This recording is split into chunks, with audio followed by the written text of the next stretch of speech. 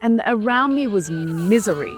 So I was always questioning those things. And I was just like, why would we be, and I was raised really Christian, so why would God make everything so perfect? But somehow I'm a default because I'm a woman, I have a menstrual cycle, and because I actually like sex. So that's where it all started.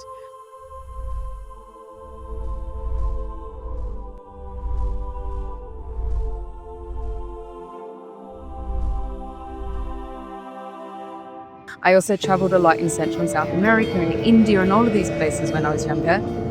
It's just the masculine project. And what's devoid in the masculine project is women's autonomy and sovereignty and pleasure.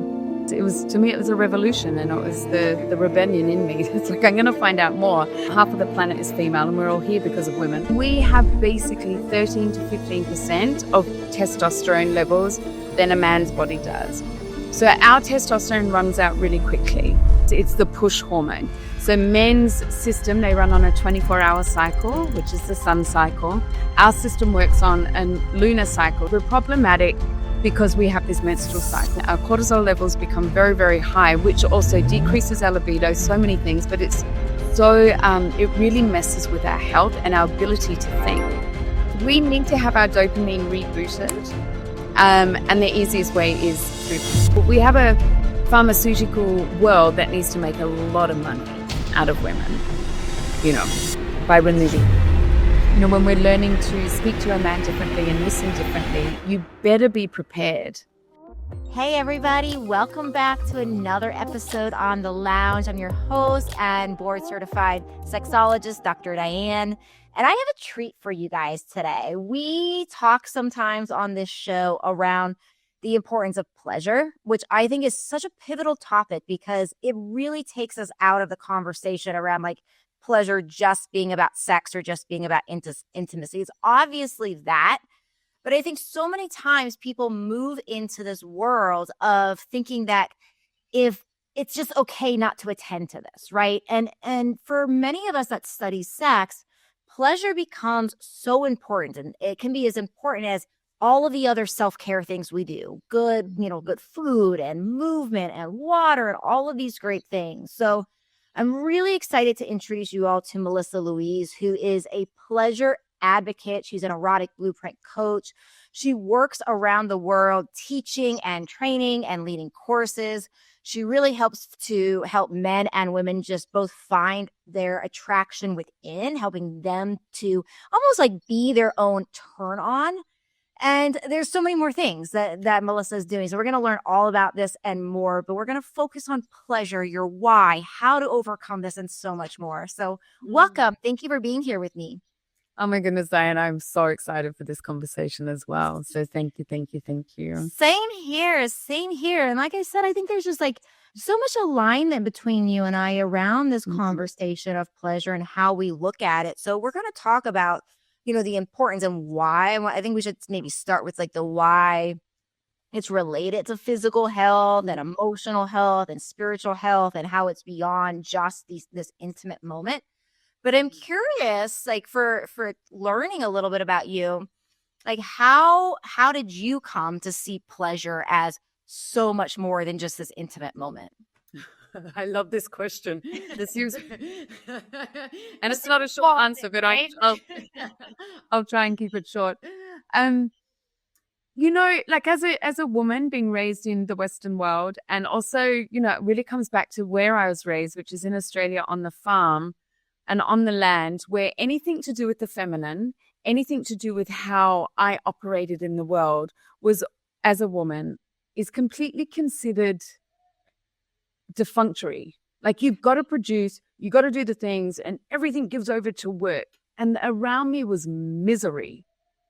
The misery of the women, how also, so there's many different layers to this. So that, that's the beginning of the layer of, just the misery in the women, then also the illness that we experience. And then also the part that we have to be ashamed of who we are as women and our menstrual cycle. And this has a lot to do with pleasure. So I was always questioning those things. And I was just like, why would we be? And I was raised really Christian. So why would God make everything so perfect? But somehow I'm a default because I'm a woman, I have a menstrual cycle, and because I actually like sex. So apparently that's a default, even though I'm, created in the eyes of perfection. So that's where it all started. And then when I started really noticing just how closed off I was expected to be as a woman, and how many people around me, like in marriages and relationships, and the masculine project, like I was witnessing. I also traveled a lot in Central and South America and India and all of these places when I was younger. It's just the masculine project. And what's devoid in the masculine project is women's autonomy and sovereignty and pleasure. And so that to me, it was a revolution, and it was the rebellion in me. It's like, I'm going to find out more. And then once I start finding out more around the health of our menstrual cycle, where we don't have a healthy menstrual cycle when we're devoid of pleasure, and relationships, and, the responsibility of our pleasure for ourselves. So, yeah. Yeah, it's so relatable. I know it's so relatable for me. I'm sure it's so relatable for so many people around this, almost like this woman stigma, right? Around, well, so many of us are giving our lives in a service way, whether it's on our career or as a mother or as a giver in some sort of way. And I think there's been this stigma, right? That we can't self-care, we can't self-pleasure, we can't have these things because they're almost at the expense of service, instead of actually really beginning to fundamentally understand, which I think so many people are starting to, around like, oh, this pleasure and attending to this is actually, which is what allows all those other things to work. Definitely. So what ways, like, would you say that you see like pleasure really related to like helping then, like physical, mental, emotional, spiritual? Like, tell me a little bit about like kind of your perspective on like how all those interplay. So if we're looking at the masculine project of how our world is run, it's based on a testosterone-driven and amplified existence, which is produce, work, and going, getting up with the sun, where we're following the sun calendar. Now, that works really effing well for a man's body.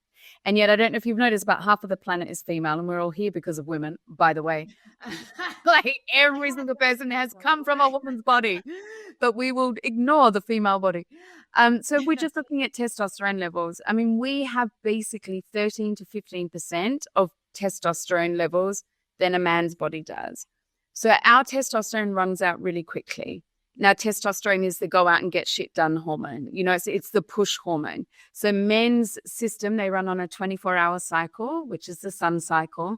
Our system works on a lunar cycle. So we're recording this on it is New Year today. It wasn't January the 1st. Today is the first moon cycle of 13 moon cycles in a whole, iteration. So so I love that this is when we're recording this. Yeah. So Happy New Year, by the way. Yeah. So then if a woman is existing in the man's energetic cycle, she's in constant depletion. And we see this, we've created menopause. Like, menopause is not the female body is not designed to always turn in on itself and to be a fucking problem in itself. But our culture makes us believe that we're problematic because we can't orgasm when the man orgasms. We're problematic because we have this menstrual cycle. We're problematic because even though the world needs human beings to be born, to keep producing, to keep purchasing, we're problematic if we want time off to actually care for them. Like, it's all of this stuff where we're so problematic. Yeah. So therefore, we are in consistent depletion. Our cortisol levels become very, very high, which also decreases our libido, so many things, but it's so, it really messes with our health and our ability to think. So women are consistently producing in survival. We're consistently producing from this place of survival. So a woman who is following her system is like every hour and a half, every 2 hours, there's a need for a break and pleasure. Now, pleasure, yes, can be an orgasm, but pleasure is the way that we eat. Pleasure is like just standing out in the sunshine and just taking 10 deep breaths. I mean, science is proving all of this, but women are going, yeah, this is how we need to exist. Science, now that science is proving it, many people are getting on the bandwagon. But we need to have our dopamine rebooted. And the easiest way is through pleasure. And pleasure is our responsibility. And I think too, because much of the way of the feminine has been dismissed because it doesn't fit into the construct of the masculine project, then just the way that women are has also been deemed as frivolous, or it's not to be taken seriously. Yet a woman is born an orgasm. Like, we are orgasmic by nature. The way our whole system operates is so erotic. The fact that, the way that we fall in love, the way that we'll touch the skin of our children, the way that we're so the silk that we want to wear, or the way that we set up our houses. There's people talk about how the feminine just amplifies everything. Well, that is in an orgasmic manner. It's an erotic turn on manner. But because we vilified those words and we vilified the act of pleasure, it's been removed from the human experience. It's how we experience life. So it's so necessary for the health of relationships and family, as well as our brain and our heart health. Our hormones need to be reset through pleasure, which is why we have so many issues around our menstruation. I mean, we have a pharmaceutical world that needs to make a lot of money out of women, by removing pleasure. I mean, follow the money and you will find the answers. Mm-hmm. Yeah, one of the things I'm thinking about as you talk that I've been just speaking out about, I feel a level of frustration around this, is when it comes to even describing female anatomy. Like, a lot of what I find is happening is we are oftentimes looking at and we're comparing okay, the clitoris on a woman is like this part on a man, and that type of thing. And I get really frustrated by it because, kind of like you're saying, it's like we've gotten to this point where everything about a female is almost looked at as okay, this is how to relate it to the masculine, versus this is a completely different, we are structured very, very, very different. And both, man and women are, amazingly perfect in their uniqueness of their structure. But I think we really are running into these problems of not supporting the female to pleasure and orgasm by saying okay, well, this body part, it's like the female version of that. And that's not really what it is at all. Yeah. So you brought up pleasure being our responsibility, which I totally agree with, but I would love to go deeper into that. What does that mean to you? And what do you have to say about that? Because I think that's an important thing. Yeah. I mean, first of all, knowing our body and knowing how our body responds to certain touch and what we like and what our different orgasmic gateways need. So, the clitoris is our labia is the first gateway. Our labia, many women don't, we're not even taught this, but our labia is the most exquisite first gateway. She's closed for many reasons. It's I'm not effing ready, and she will open when she's ready. And how does she need to feel safe enough to be ready and to open? And that, also to our map of arousal is completely opposite to a man. So our responsibility is understanding, having boundaries. It's no, not yet. Or, do you know what? I need this first. Or I want to ask you some questions first. Or please, can you slow down? Not please, you need to slow down. Yes, you can say please. But it's you need to slow down. And then if the slowing down is still not enough, being able to keep on placing in more and more boundaries. So the responsibility of understanding what our pleasure looks like, what we need, what do we need? And it's it's also taking penetration out of the scenario that's also what we're always going for. This perception that if our body's not ready, we don't want to receive penetration, that it's not, defunctory or just not fair if the man receives honoring and he gets to receive a lot of pleasure and honoring through different of us giving in a different way. It's also changing our brain of if we've kissed a guy, if we've gone out on a date with a guy, if we've said yes for him to be in a house, that doesn't mean our body's accessible to him. It just means the next step.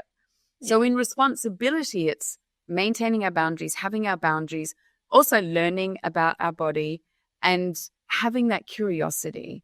It's kind of being given the keys to a car. I mean, I was raised driving manual cars, but I know a lot of people don't these days. But it's someone's not going to give you, if you've always been driving an automatic car, they're not just going to hand you the keys to their big full drive truck and say, here, take this to the next city with all of my furniture in it. Like, you need to know how to fucking drive the manual. You need to have lessons. You need to, so it's the same thing about our body, you know? Yeah, I definitely know. And I think it's so well said. It's like, I think so many times there's almost this like obligatory, like, oh, I'm here, I'm naked with this person, and I'm already in it, so now I have to be in it, versus like, well, there is this like not only responsibility but right, and to say, actually, this is not what I want right now, or I want it slower, or I want it this way. Like, I think we just have gotten to a point sometimes where there's this belief that men are just supposed to like automatically like know and read our minds and that sort of thing, and it just is not. It doesn't work that way. What about orgasm? And like, can I just add, sorry, darling, I just want to add to what you're saying about the man. It's like, this thing of expecting a man to know, it's also really fucking unfair. It really is unfair. And the way that men operate in life is they'll just keep going towards something to fix the problem. Yes. So I'm not saying that we're a problem, but if you think about that, it's like, if you are silent and you're not giving him the map and you're not supporting him, well, the problem to fix is making sure there's pleasure, or making sure, in many men's eyes, is like, there's got to be an orgasm. So they're going to keep on doing A plus B equals C, but you're a Y and an X and a Z and then a W and then an L and give me an S, and he's going, oh, we have to wings. So it's not fair. It's really not fair on him.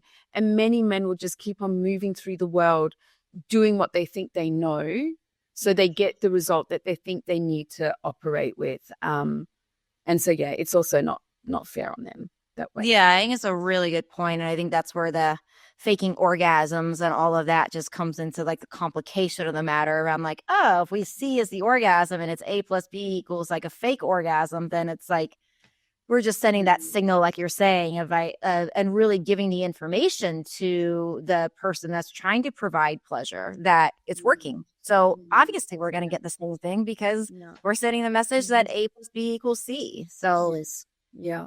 Where do you find, I'm going to come back to the orgasm thing in a minute, but where do you find from a standpoint, because I know in some of your work you talk about like emasculation, and I look at emasculation as like two different parts, right? I look at as men emasculate themselves and females emasculate men, right? So it can happen externally or internally. Where do you think that plays? Like, how does that come in with like your work in this whole conversation of pleasure? Oh, so much. Many men that I work with, they know that they're being emasculated by their woman, yet it's also just, they kind of put up with it. So then what that does also is separates the connection. So they feel they don't have a place. The woman's, often comes saying, he doesn't do these, he doesn't listen to me, he's not, I've told him so many times, and he's like, well, what's worth it? Why should I do anything? It's always wrong anyway. So I love Alison Armstrong's saying about women. It's my favorite. Yeah. Women treat men like, misbehaving hairy women. Now, this also comes from the space where we're very critical of ourselves. And women walk through the world criticizing our own breath. We criticize the way that our nose sits on our face. Men don't think that way. So we're going towards the man is if criticism is going to change their behavior. And it doesn't. All it does is like, well, they'll leave. They'll leave the room. They'll leave for the day. They won't come home early. And that they mentally leave as well. They kind of shut down. So then also too, it's like once something's problematic, everything feels problematic. So emasculation, when we are doing it to our men, we're actually not honoring. We're needing, and we can be criticizing, and we're requiring to be really seen as a woman, but we're not seeing them as a man. Yeah. And so we're wanting something from them that we're not willing to give. And it also brings us to the point where we're mothering. I mean, there's nothing fucking more unsexy than a relationship dynamic that feels like your fucking mother. Excuse my language. And I thought this actually, I went out. I have a new lover in my life, and we went out we have a rule we worked out on our very first date: do not eat and then try to make love. So we made up a new rule. The first F comes first, and then the feeding comes second. So we're going out for Carcos, living in a thing. And I see it all around, like all of these women telling their men off for paying at the wrong place, for it was just insane. And I was just watching all of this stuff of like how insidious emasculation is. Like these grown-ass men that are obviously in their 50s and 60s, they're on holiday, the children, like these, they have a life. You know, they're fully fledged adults. And yet the bickering and the stuff, and of course it's coming. We have our own stories of what's happening. I'm not saying he's the most amazing man and she's just annoying. Like, it's also, it takes two to tango. But the first thing to unravel from the female side is how we are emasculating our men and how we're mothering them, which there's no way they want to come to us. There's no way they're going to slow their touch down when it's just like, no, it's going to be wrong anyway type thing. Yeah. And I think, to add on to that, I think another thing that I learned, and Allison is my favorite because she literally changed my entire life with how I approached masculine. And one of the reasons I'm 4 years into the most successful relationship of my life is, I think, so rooted in how much I've studied her work. Because I think it's this thing, like, as women, we do want to speak up for things that are bothering us, that are maybe creating that emotional distance. But I think we do it, like in Allison's term, as a way of, like you say, like looking at the man as like a big, hairy woman, when everything is wired differently about him. So the way he approaches the world, the way he does his focus awareness, like so many things are just not how we perceive things. So it's not that he's necessarily doing anything wrong in these times where we may feel hurt. Maybe he's doing something wrong, but it largely is just, hey, a different perception of the world, that if we can come at it from, this is how I perceive, this is how you perceive, we can be on the same team again without creating that emasculation. I mean, emasculation also comes from where this belief that, or the misunderstanding. I mean, what is it? The man, all he wants to do is make his woman happy. Yeah. But when we're emasculating, he was like, they just believe they can't. So they just don't do anything because they would rather not do something if they're going to get it wrong. Whereas we as women operate very differently. You know, we'll keep fucking up, we'll keep losing, we'll do things consistently, but it's just a very different way to how men operate. And so there is this beautiful gift that men bring to the table, which is and I tell you what, when a man knows that what he does makes his woman happy, I mean, I have this beautiful saying, and I've had a client experience it, where it's, when we're learning to speak to a man differently and listen differently, you better be prepared, because you're going to get your man in a way that you thought that you want. So he's going to give it to you, and you better be ready, because he's going to give you his all, and he will tell you everything. But are you ready? Yeah, I mean, it's like this approach has made me completely fall in love with the masculine, like just as a general, archetype of just everything that men are in the world. And I did not always feel that way. So I think it's a really important thing. And I do think that when we stop doing that and we give up our right, in Allison's terms, to do that and make it okay, then there is so much more of even approaching the sexual conversation with being on the same team. Yeah. And asking for what we want and need, but doing it in a way where it's like people are empowered and they're like happy to show up and they're not feeling belittled and they can't get it right and all these things that you're saying.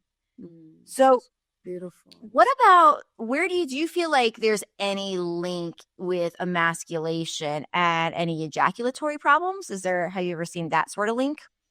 Yeah, it's definitely, when people say the word erectile dysfunction, I say it's fully functional. Your cock is fully functional. It is telling you something that needs addressing, whether that be physical health, spiritual health, mental health. And I see this with my clients that I work, when they're putting in these beautiful boundaries, like both men and women. So if I'm working with men, and where they get to like put in boundaries, but also where it's like, okay, well, what's the message that she's telling you? What are the things that you haven't been doing? Well, where have you been dropping, and where can you ask better questions? I had one client who he spent the whole first part of our call expressing all of these things about trying to work out what to do for his beautiful wife. They've got 3 children, and I leaned in, like I said, I asked him, and they've been married, I can't remember how long, like many, their children are 7, so they've been married for a while. And I asked him, I said, have you asked her? He's like, oh no. And I said, sweetheart, I said, I can't give you the answer, I'm not her. And he goes, and I said, just ask her. She would love it if you asked her. Yeah. And then what came from all of that, as he felt like he had more of a place and he was getting things right, he talked about that. He's like, He goes, I'm so fucking attracted to her. It's like, I win. I get it right. He's going like, she's receiving me. Like when I put in a boundary, when I've told her I've got her. And when she softens, he goes, I just want her more. So that's also looking at where, as you talk about for a man emasculating themselves, where they're not asking the right questions and they're not following through, or they are sort of in their little boy energy. And it's like, well, that's, yes, she's speaking to you that way because maybe you are, their actions are coming from, she's already got children, especially when we're looking at relationships where there's children. It's like, sweetheart, she's already got children. It's like, boom.